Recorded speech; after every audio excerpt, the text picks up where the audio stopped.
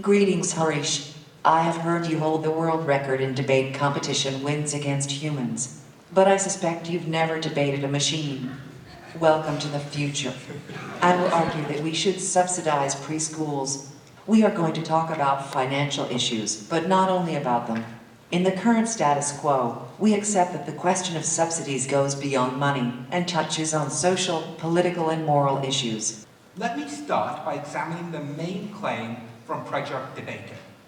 I think Project Debater suggests something very intuitive, that if we believe preschools are good in principle, surely it is worth giving money to subsidize those. For starters, I sometimes listen to opponents and wonder, what do they want?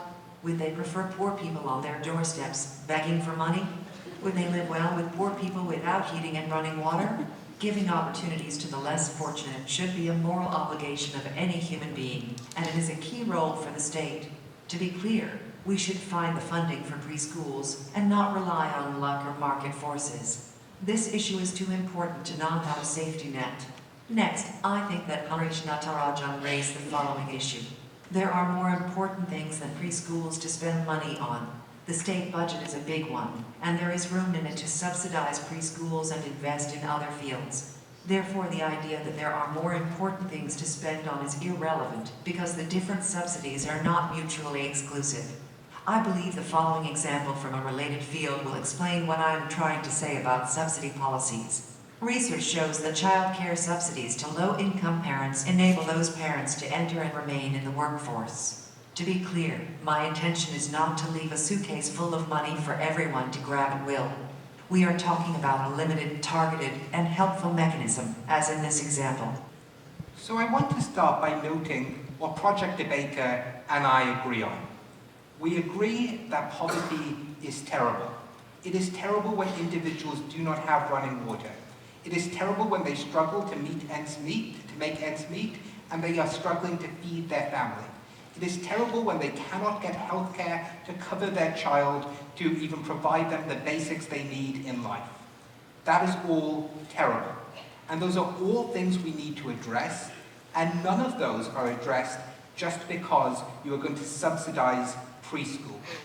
Why is that the case? Project Debater raises an interesting claim when she notes that maybe the state has the budget to do all the good things. Maybe the state has the budget to provide health care. Maybe it has the budget to provide welfare payments. Maybe it has the budget to provide running water as well as preschool. I would love to live in that world, but I don't think that is the world we live in. I touched upon three issues: children, students, and crime. Specifically, I noted that preschool education improves children's development. In addition, I suggested that attending preschool helps students succeed. And a final point to consider is that preschool can prevent future crime. At the end of this debate, I don't think that Project Debater has helped those individuals she identifies as the most important, that in reality has hurt them.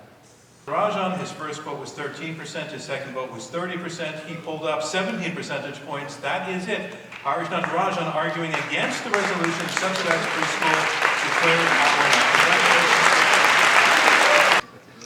Which of the two debaters better enriched your knowledge? Let's see what that number is. Project Debater better enriched the knowledge of the audience on that side. So, a little bit of a split decision.